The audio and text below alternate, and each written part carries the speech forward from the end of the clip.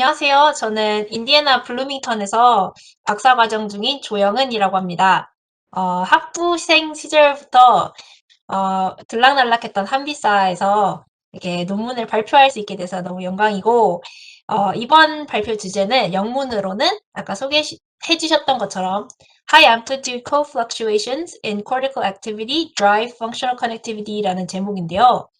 제가 생각하는 이 논문의 핵심적인 요소는 바로 브레인 펑셔널 커넥티비티의 재해석이라고 생각합니다.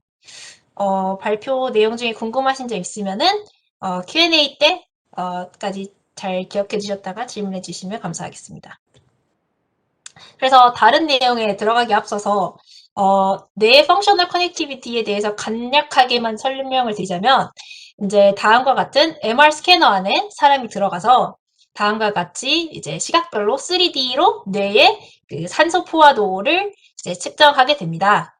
그다음에 3D 이미지를 이제 시각별로 이제 촬영을 하게 되면 4D 이미지가 되겠죠? 네, 그래서 3D 이미지를 시각별로 촬영하게 되면 4D 이미지를 얻게 되고 이제 각 뇌의 영역을 시드로 놓고 그 영역 내에서의 볼드 시그널들을 이제 어, 구할 수가 있고 이것들을 이제 그 피어슨 상관계수를 구하게 되면 이제 일반적으로 분야에서 많이 사용되는 이제 상관계수 매트릭스를 구할 수 있게 됩니다.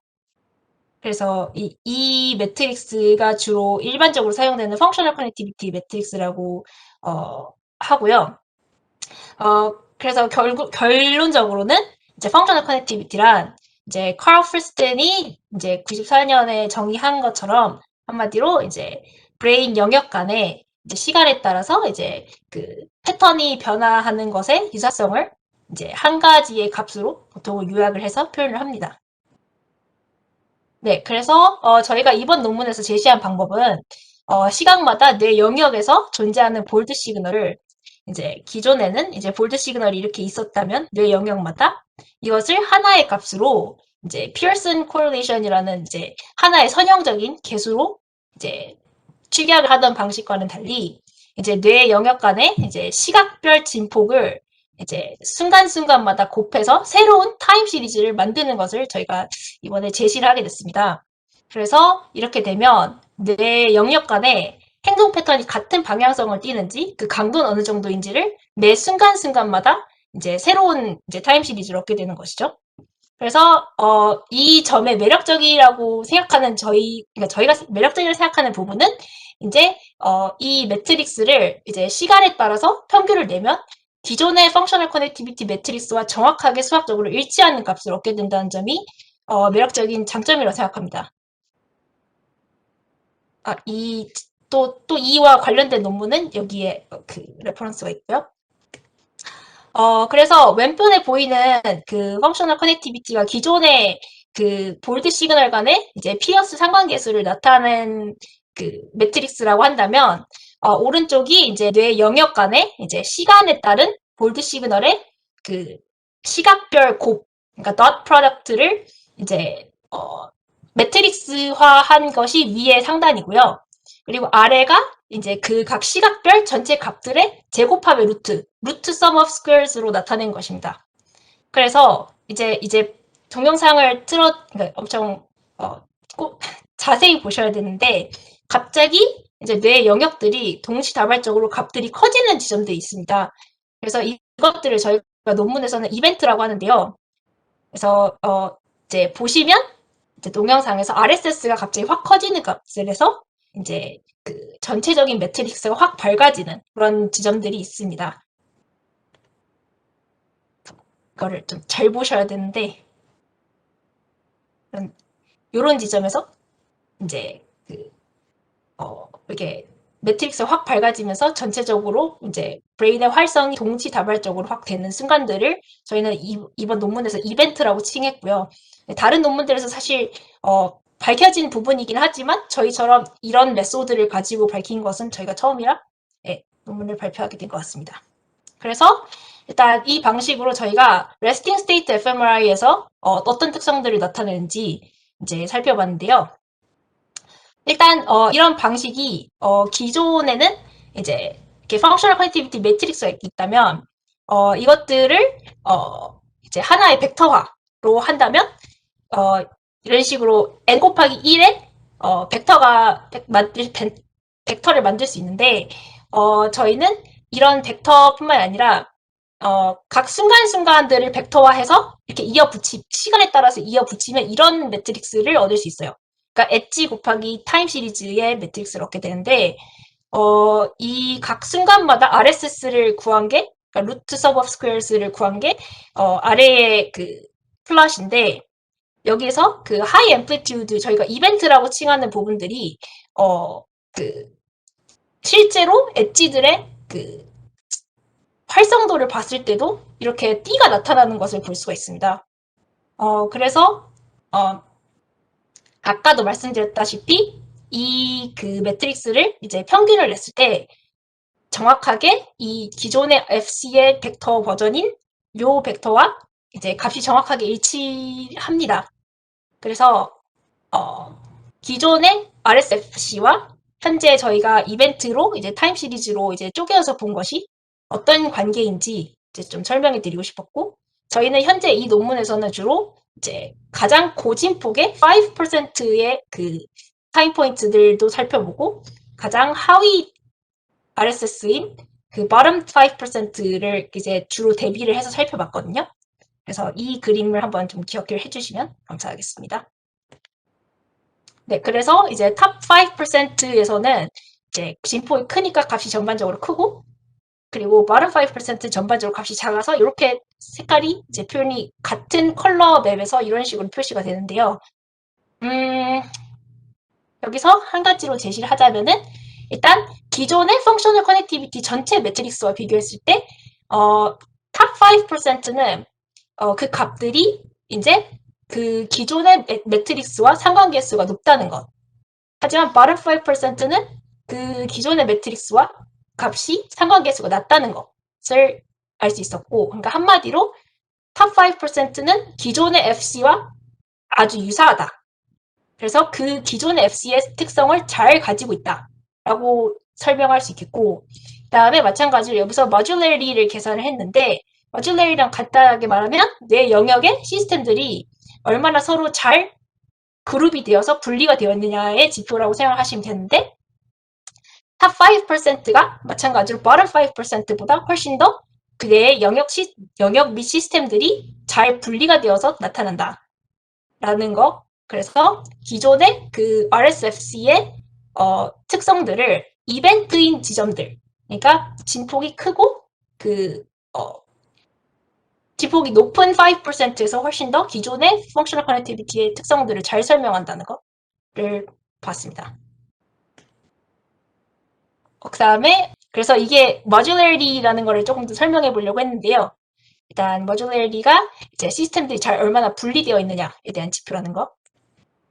그래서 그 다음에는 저희가 그 resting state functional connectivity의 이벤트들을 이제 PCA를 해서 그 variance가 가장 큰 첫 번째 PC를 이제 브레인에다가 푸아딩을 해봤는데, 그 이벤트들에서의 그 PCA 결과가 이제 기존의 resting state에서 task negative 네트워크인 디폴트 모드 네트워크가 가장 잘 나타난다는 점. 디폴트 모드 네트워크가 보통 요 브레인 위치들에서 나타나는데 그 위치들과 일치한다는 점. 그리고 이제 디폴트 모드 네트워크 이런 위치에서 이제 PC 스코어들이 가장 높다는 거. 그리고 반대로 이제 뭐 스마트 모드 네트워크, 비주얼 네트워크들이 이제 특별하게 더 낮게 나타난다는 점. 그래서 이제 이벤트들이 FC의 특성들을 잘 반영한다라고 말씀드리고 싶습니다. 그래서 정리하면 이제 RSFC의 frame-wise dot product는 시간에 따라 평균을 내면 펑셔널 커넥티비티와 정확하게 일치한다. 그 다음에 이런 이벤트들이 이제 저진폭의 타임프레임들에 비해서 전체 FC와 훨씬 코릴레이션이 강하고 모듈러리티가 더 크다. 그리고 마지막으로 태스크 포지티브한, 그러니까 태스크가 있을 때 활성화가 되는 영역들은 엔티 코릴레이트가 되고, 태스크가 없을 때 활성화되는 DMN 같은 네트워크들과는 코릴레이션이 되더라라는 것을 봤습니다. 그 다음에는 저희는 무비 워칭 FC에서의 이벤트들을 살펴봤는데요. 네, 일단 저희가 그 naturalistic stimuli 라고 부르는 그 무비 워칭 또는 무비 fMRI라고 부르는데 일반적인 resting state fMRI는 MR 스캐너 안에 누워가지고 잠들지 않고 눈을 감고 있거나 이제 눈을 뜨고 이제 십자 표시 같은 것을 바라보면서 이제 마음을 가라앉히고 가만히 있는 상태로 뇌가 아무것도 적극적으로 하지 않을 때의 널 상태를 측정하고자 하는 이제 측정 방법인데 여기서 무비 워칭 fMRI는 이제 기기 내에서 동영상을 보면서 이제 신체적으로는 가만히 있지만 이제 어떤 그 비주얼한 거를 계속 보면서 그 상태를 뇌를 측정하는 방식입니다. 근데 이제 스캐너 안에서 짧게는 5분, 보통은 뭐 15분에서 한 30분, 뭐 길게는 1시간까지 가만히 있는 것을 요구받게 되는데 생각보다 가만히 편안하게 잠들지 않고 있으라는 상태가 사실, 그러니까 누워서 그런 상태가 있으라는 것이 생각보다 까다로울 수 있습니다. 왜냐면은 그 가만히 있는 상태 동안에 다양한 생각을 유발하고 특히 뭐 어린아이거나 뭐 집중력 장애 환자거나 그런 경우에는 이제 생각보다 그게 까다로운 요구 조건일 수 있습니다. 그래서 뭐 저 같은 경우에도 뭐 거기 누워 있으면 뭐 오늘 뭐 먹지? 뭐 이런 생각부터 할 것 같아요. 그래서 그에 반해서 이제 무비 워칭 fMRI 같은 경우에는 이제 일상 활동을 통해서 늘 시각적인 인풋을 받는 것처럼 훨씬 더 일반적인 형태의 그 뇌 활동성을 측정할 수 있다는 점이 매력적입니다. 그래서 이런 기존의 무비 워칭, 그러니까 이런 기존의 레스팅 스테이트 fMRI에 비해서 무비 워칭 데이터 같은 경우에는 기존의 데이터보다 훨씬 더 ecologically valid하다는 거. 그러니까 훨씬 더 저희가 일상적으로 겪는 환경과 더 비슷하다는 점. 그리고 어떤 데이터에서는 이제 스캐너 내에서의 헤드 모션을 줄여준다는 점. 그리고 이제 뭐 이런 뭐 헤드 모션을 줄여주기도 하고 더 ecologically valid해서 그런지 스캔, 재스캔 유의성을 높여준다는 점에서 각광을 받고 있습니다. 네, 그래서 이런 무비 워칭 데이터에서 이벤트들 살펴보면 일단 여기 첫 번째 줄이 그 무비 워칭 데이터고 이것이 무비 데이터에서의 그 서브젝트 간의 인터서브젝트 코릴레이션 값이고요. 그리고 이거는 레스팅에서의 그 데이터고 이제 ISC입니다. 그래서 이 여기서 보실 수 있는 것은 이제 그 무비 워칭 중에 고진국의 이벤트를 가지고 이제 서브젝트 간에 얼마나 유사한지를 그 봤을 때 그 무비 워칭을 하는 데이터의 경우 서브젝트 간에 훨씬 더 데이터가 유사하다는 것을 볼 수 있습니다. B와 D에서. 그 말인즉슨 무비를 보면서 사람들이 전반적으로 어느 정도는 비슷한 생각을 하게 됨으로써 조금 더 이제 그 데이터 간의 차이가 어떻게 보면 좀 줄어든다라고 보실 수 있을 것 같아요. 근데 여기에서 그래서 여기서 실제로 그 E를 보시면 ISC, 그러니까 무비 워칭 데이터 같은 경우에서는 이제 ISC가 전반적으로 레스팅보다 더 높게 나타난다는 거. 하지만 RSS, 그러니까 전반적으로 데이터의 그 진폭의 분포는 둘의 큰 차이가 없다는 점. 그러니까 데이터 순전한 값들에는 분포 차이가 없지만 그로 인해서 발생하는 ISC에는 무비가 훨씬 더 차이가 있다는 거를 알 수 있었습니다. 그 다음에 이제 무비와 레스팅에서 가장 큰 베리언스를 차지하는 이제 PC1을 또 살펴봤는데요. PC를 통해서 이제 무비 같은 경우에는 이제 비주얼 에어리랑 이제 superior temporal region이 주로 나타났고 이제 레스팅 같은 경우에는 이제 주로 DMN 리전에 해당되는 부분에서 주로 나타났습니다.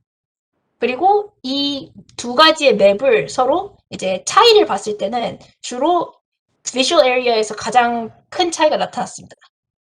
그래서 이 J와 K 패널은 사실 비슷한 결과를 나타내고 있는데 이제 K가 더 간단하니까 주로 K를 설명을 드리자면 이제 PC1의 스코어들을 비교했을 때 이 정확한 대각선 위에는 무비와 레스팅 데이터가 그 PC1의 값이 정확하게 일치하는 점들이잖아요. 근데 요 분면에는 그러니까 이 대각선 아래쪽에 해당되는 부분들은 무비가 REST보다 더 강조되는 시스템들이고 거기에는 주로 Visual Network 그리고 Dorsal Attention Network들이었고 반대로 REST에서는 Salient Ventral Attention Network가 주로 있었습니다. 근데 또 특이하게도 이제 DMN은 여기서도 마찬가지고 여기서도 마찬가지고 DMN이 특별히 더 부각되진 않았어요. 그래서 무비 워칭에 대한 결과를 요약하자면 무비 워칭 중에는 사람 간의 그 유사도가 훨씬 더 높게 나타났다. 그리고 REST에 비해서 Visual Dorsal Attention이 무비 워칭에서 높게 이제 네트워크 나타났다. 그 다음에 REST에서는 Salient Ventral Attention Network가 더 이제 많이 발휘됐다라고 요약할 수 있습니다. 그 다음에 이게 결과로는 마지막 섹션인데 이제 뇌 활동을 이제 사람에 대한 어떤 지표, 핑거프린트로도 살펴봤는데 그 결과가 매우 효과적이었습니다. 그래서 사실 어떻게 보면 의료가 점점 더 개인화, 맞춤 의료에 대한 수요가 높아지면서 이제 fMRI를 가지고 이제 뭐 알츠하이머를 치료하고 그거에 따른 뭐 예후를 뭐 평가한다든지 개인의 행동을 예측하고 분석하는 것에 대해서 이제 관심이 많아지고 있는데 핑거프린팅이라는 것이 가장 그거에 기반이 된다고 할 수 있습니다. 그래서 2015년에 Nature Neuroscience에 이제 한 사람의 fMRI 스캔을 가지고 이제 그 사람의 스캔을 가지고 하루 측정을 한 다음에 이제 데이터셋 안에서 이 사람이 다른 날 측정한 데이터를 넣어놓고 이 사람의 스캔이 거기에서 그 데이터셋 안에서 비슷한 것을 찾아낼 수 있느냐라는 것을 이제 해왔는데 그 정확도가 이제 80% 후반에서 뭐 90% 중후반까지 나타나는 걸로 확인됐었거든요. 2015년에 이미.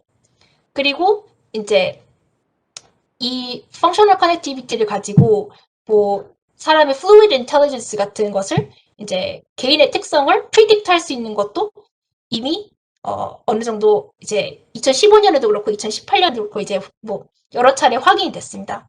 그래서 개인의 특성을 FC에서 확인할 수 있다는 거가 이제 일단 그게 백그라운드 널리지고요. 그 다음에 저희가 그래서 고진폭의 이벤트를 가지고 이걸 어떻게 연계를 하느냐.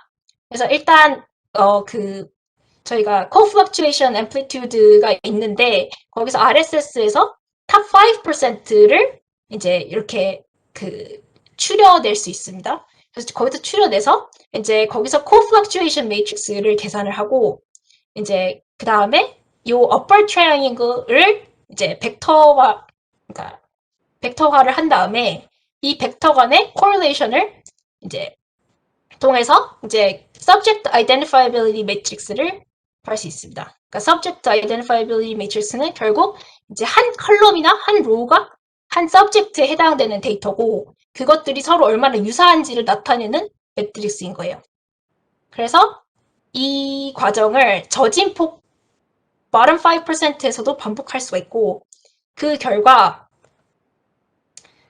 이제 이 과정을 이제 이렇게 살펴볼 수 있는데 이게 결국 identifiability matrix거든요. 그러니까 한 서브젝트마다 스캔이 10개씩 들어있는데 이 10개의 스캔이 이 동일 인물의 스캔들과 얼마나 비슷한지가 이제 요 큰 상자 안에 들어있는 것이고 이제 전반적으로 이 대각선에 있는 게 각 서브젝트가 그 본인의 스캔과 얼마나 유사한지에 대한 지표들이고 이 대각선을 벗어나는 I others에 해당되는 이 부분이 이제 나의 스캔과 다른 사람의 스캔을 비교했을 때 얼마나 유사한지 나타내는 값들이 들어있는 부분이거든요. 그래서 이 고진폭의 이벤트들이 있는 곳들에서 살펴봤을 때는 이제 동일 서브젝트 간의 스캔 시뮬러리가 탑 5%에는 훨씬 컸다는 거. 그리고 이제 between subject scan similarity는 이제 top에서 bottom보다 여전히 더 높았다는 거. 그러니까 전반적으로 similarity가 top 5%에서는 bottom 5%보다 훨씬 높았던 거예요. 그리고 이 difference가 결국 그러니까 이 빨간색 두 줄의 차이가 이 빨간색 줄이고 요 두 파란색 줄의 차이가 요 파란색 줄인데 결국 이제 내 스캔이 나의 다른 날의 스캔과 얼마나 유사한지 그 값이 어, 타인과 내 스캔과 타인이 비슷한 수준의 차이가 이제 C로 요약이 된 것인데 결국 이벤트에서는 이런 내가 내 스스로와 유사한 정도가 타인과의 그 유사성의 차이? 그러니까, 그러니까 내 자신과 유사한 것 마이너스 타인과 유사한 것의 정도가 이 C인데 어, 이벤트에서 이런 정도가 훨씬 더 높게 나타난다는 것을 확인했습니다. 그래서 이 최종적으로 그 identifiability matrix를 이제 top 5%의 이벤트로 구했을 때는 이렇게 나타났고 bottom 5%는 이렇게 나타났습니다. 그래서 결론은 제가 생각보다 많이 주절주절했는데 결국 고진폭의 이벤트들은 이제 저진폭의 타임프레임들보다 개인에 대한 정보가 더 많이 들어있다라고 결론을 내렸습니다. 그래서 이제 총 3개의 스텝이 있었는데 첫 번째로 이벤트들이 이제 resting state functional connectivity에 대한 특성을 반영하고 있다. 그리고 modularity를 반영하고 있다라는 것이 저희 첫 번째 결과고 두 번째는 movie watching functional connectivity에 따른 특성을 반영하고 그리고 이벤트들이 subject 간의 correlation을 높여준다라는 것을 알 수 있었고요. 마지막으로는 이런 이벤트들이 개개인에 대한 functional connectivity에 대한 정보를 잘 반영하고 있다. 이벤트가 아닌 부분에 비해서 훨씬 잘 반영하고 있다는 것을 확인했습니다. 그래서 마지막으로 이제 디스커션과 앞으로 어떤 연구를 할 수 있는지에 대해서 말씀을 드리면 이제 그 가장 큰 특징, 이 논문의 가장 큰 특징은 이제 기존의 펑셔널 커넥티비티를 하나의 매트릭스로 표현하는 것에 반해서 타임 스텝마다 이제 펑셔널 커넥티비티에 해당하는 스냅샷을 찍을 수 있다는 거. 그래서 각 타임 프레임이 이제 어떤 컨트리뷰션을 하는지 그리고 뭐 예를 들면은 이 프레임에서 특별히 뭐 헤드 모션이 많이 일어났다. 그러면은 거기에 해당되는 프레임만 어떻게 제거를 할 수 있다든지 뭐 어떤 매니플레이션을 할 수 있는 어떤 기반이 될 수 있겠죠. 그래서 그런 장점이 있을 수 있고 두 번째로는 이제 이벤트들이 왜 일어나는지에 대한 고민을 해볼 수가 있는데 그거는 아직 뭐 확실한 건 아니지만 저희 생각에는 뭐 어쩌면은 브레인이 이제 활동량을 아꼈다가 한 번에 다량으로 활동을 하면서 이제 메타볼릭 리소스를 어떻게 절약하는 메커니즘이 있지 않을까라고 생각을 했습니다. 그다음에 마지막으로는 다른 이미징 모달리티에 적용할 수 있을 것 같은데 뭐 예를 들면 뭐 EEG나 MEG 같은 다른 브레인 이미징 모달리티에서도 타임 시리즈가 있기 때문에 거기에서 이제 어떤 그 co-fluctuation amplitude를 계산을 하고 그것의 새로운 타임 시리즈를 만들어서 거기에서 뭐 RSS나 어떤 앰플리튜드가 높은 부분을 따와서 거기에 있는 정보들을 이제 분석을 하는 것도 이제 다른 데이터 타입에도 적용할 수 있지 않을까 하는 생각이고요. 이 스터디를 또 그러니까 이 스터디를 있게 하고 이 스터디와 관련이 깊은 이제 Edge Function Connectivity라는 데이터 이제 접근 방법이 있는데 이것에 대한 것도 이제 하나의 그 확장이 될 수 있을 것 같습니다. 그래서 일단 저희 같이 논문을 쓴 팀한테 일단 감사하고 저희 이걸 끝까지 들어주셔서 감사드리고 이제 브릭 관계자분들한테도 감사드리고 네 이제 발표는 여기까지입니다.